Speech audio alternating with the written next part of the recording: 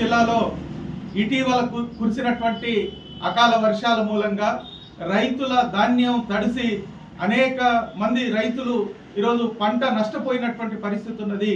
తడిసిన ధాన్యాన్ని సకాలంలో ఈరోజు ప్రభుత్వం కొనుగోలు చేయకపోవడంతో ముక్కిపోయి ఈరోజు పనికి రాకుండా మారుతున్నటువంటి పరిస్థితి ఉన్నది.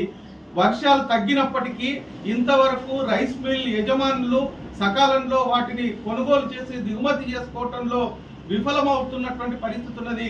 ఫలితంగా నెలల తరబడి రైతులు ఈరోజు కళ్ళాల మీద ఎదురు చూస్తున్నటువంటి పరిస్థితి ఉన్నది.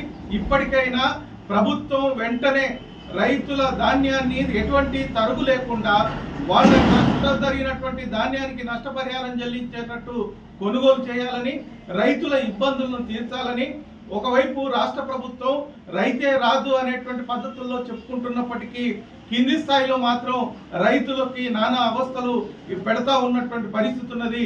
కాబట్టి రైతుల ఇబ్బందుల్ని తీర్చాల్సినటువంటి బాధ్యత ప్రభుత్వం మీద, అధికారుల మీద ఉన్నది.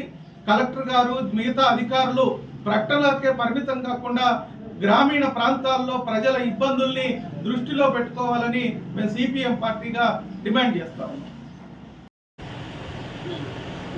నిజామాబాద్ జిల్లాలో